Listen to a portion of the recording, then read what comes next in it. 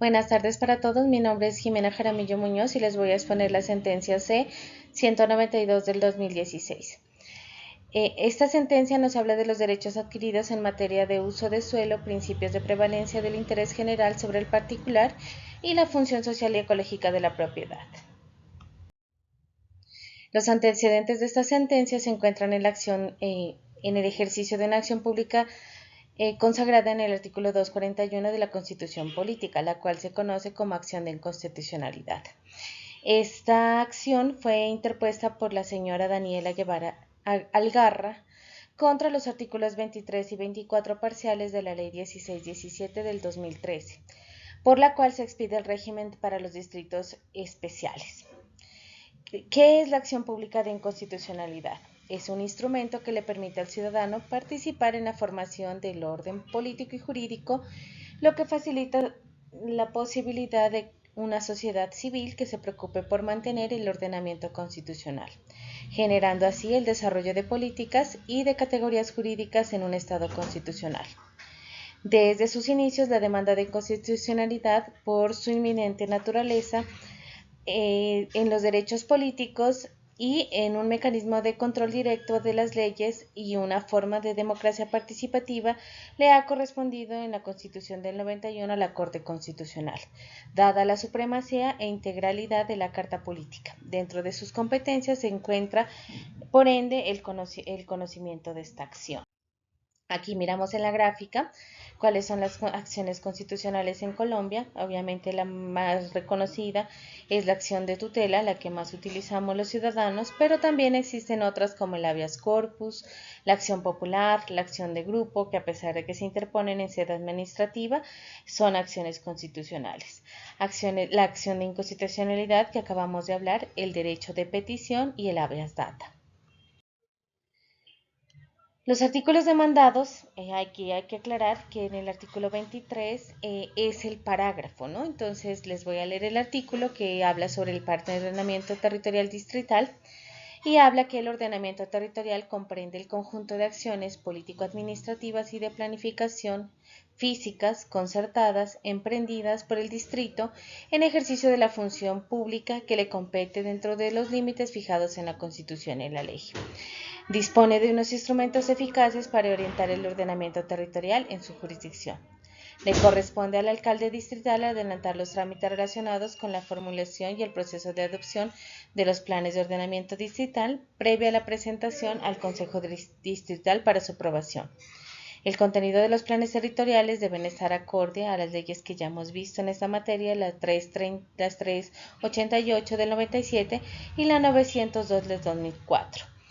El parágrafo, que en este caso es demandado, por eso es parcial la demanda de constitucionalidad, se refiere al que los planes de ordenamiento territorial distritales respetarán los derechos adquiridos con anterioridad a esta ley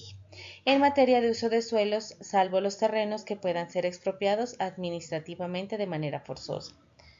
De igual manera, el artículo demandado también parcialmente se refiere más al parágrafo, es el 24, que habla de las actuaciones, licencias y sanciones urbanísticas. Las actuaciones urbanísticas, el estudio, trámite y expedición de las licencias urbanísticas y el régimen de infracciones y sanciones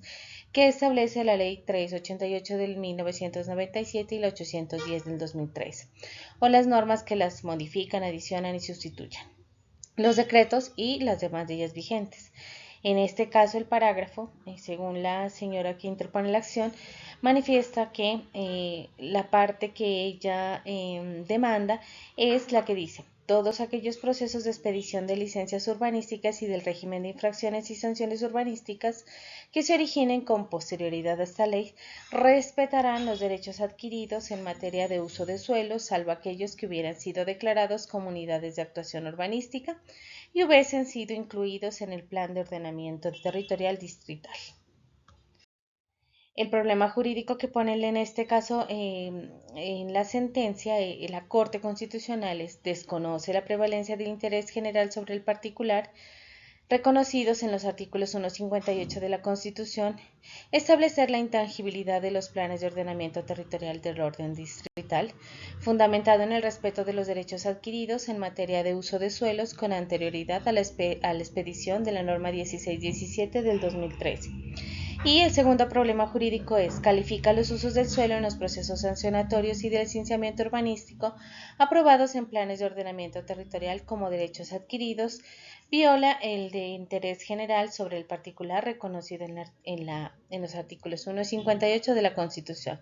Como se observan en los dos artículos, el debate está en los derechos adquiridos, el interés general sobre el particular, que vulneraría la Constitución. Las consideraciones de la Sala, como ya lo habíamos manifestado, se centran en el artículo 58 de la Constitución y la protección de los derechos adquiridos y la relatividad de los derechos a la propiedad privada frente al Estado. En este caso retomamos un fallo de la Sala de lo Contencioso Administrativo, sección cuarta del Consejo de Estado, que en 1970 ya expresa: surge de allí una diferencia específica entre las situaciones jurídicas individuales o los derechos subjetivos que emanan del derecho privado y las que se derivan del derecho público. Entonces aquí empieza el debate sobre el interés general sobre el particular, ¿no? Entonces dice, mientras las primeras deben serle respetadas integralmente a sus titulares, o sea, los particulares, por las autoridades y la ley, que no deben vulnerar ni desconocerlos, sino apenas regular su ejercicio,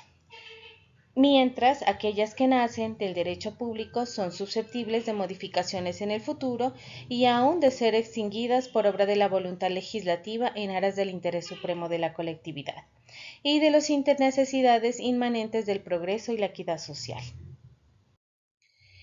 También habla sobre la función social de la propiedad. Entonces ahí encontramos que la función social se refiere al derecho y al deber de explotar económicamente los predios en beneficio propio o en beneficio de la comunidad. Mientras la función ecológica se habla de lo mismo, los derechos y deberes de explotar económicamente la tierra, pero al hacerlo no se debe atentar contra los recursos renovables ni afectar el medio ambiente. Esto, el aprovechamiento, el uso debe ser racional dentro de un desarrollo sostenible. ¿Qué manifiesta la Corte? Y dice, en esa misma dirección ha sostenido que la propiedad, en tanto que tiene una función social, también puede ser limitada por el legislador, siempre y cuando tal limitación se cumpla en intereses públicos o en beneficio general de la comunidad. Por ejemplo, por razones de salubridad, urbanismo, conservación ambiental, seguridad, etc. El interés individual del propietario, en este caso, debe ceder al interés social. En cuanto a los derechos adquiridos, hay una diferencia entre ellos y las meras expectativas. Entonces, la jurisprudencia de la Corte ha diferenciado en que los derechos adquiridos son y las meras expectativas se refiere a que consiste en posibilidades de adquisición futuras y de un hecho que por no haberse consolidado puede ser reguladas por el legislador con sujeción a parámetros de justicia y equidad, mientras las meras expectativas se predican en consecuencia de una situación que se encuentra en las personas, pero que no han cumplido las condiciones previstas en la ley, y para la condición de una determinada posición o relación, en tanto todavía no se han incorporado a su patrimonio. La decisión de la Corte finalmente es declarar inexequible la expresión textualmente en materia de uso de suelos y también en materia de uso de suelos, salvo aquellos que hubiesen sido declarados como unidades de actuación urbanística y que hubiesen sido incluidos en el Plan de Ordenamiento Territorial Distrital, contenidos en los parágrafos, como ya les había expuesto al comienzo, de los artículos 23 y 24 de la Ley 1617 del 2003. Las conclusiones es que el desarrollo de los sectores, como por ejemplo el agropecuario, la industria, el comercio, el transporte, salud, vivienda, minero, agua potable y desarrollo urbano, depende en gran parte de las políticas públicas relacionadas con el uso sostenible del suelo y de su conservación, junto con los aportes sociales y económicos de todos los actores que intervienen en el manejo del suelo, propendiendo por el bienestar y el interés general de la población. Otra de las conclusiones es que de las acciones urbanísticas calificadas como una función pública, consistente también en la intervención del suelo que está en el artículo 8 de la Ley 388 del 97, en esa dirección la ley establece que son normas urbanísticas estructurales aquellas que clasifican el suelo urbano como suelo urbano, suelo rural, suelo suburbano y suelo de protección. Y existen unas normas urbanísticas generales, las que permiten establecer el uso e intensidad del uso del suelo. Esto está en el artículo 15.2. Prevé además la ley que las modificaciones de los planes de ordenamiento territorial deberán ser tenidas en cuenta las dinámicas de los usos e intensidad del suelo. Otra conclusión es que se resalta la importancia de las competencias constitucionales otorgadas a los consejos municipales y distritales para reglamentar el uso del suelo, dentro de los límites de la ley, efectivamente, entre ellos, por ejemplo, la desarrollada en la Ley 388 del 97 y también reafirma la autonomía de los municipios y distritos en el desarrollo de la función pública del ordenamiento del territorio en su jurisdicción. Los planes de ordenamiento territorial están constituidos por actos puramente de interés general, que deben ser aprobados por los acuerdos distritales y municipales. En consecuencia, el legislador no podrá consagrar la intangibilidad de derechos adquiridos con anterioridad a la Ley 1617 del 2013, frente a los cambios que se introduzcan respecto al uso del suelo por parte de los consejos municipales y distritales, en ejercicio de su autonomía que le reconoce la Constitución y la protección y defensa del interés general por encima de los intereses particulares. Estas son las conclusiones y les agradezco muchísimo por su atención.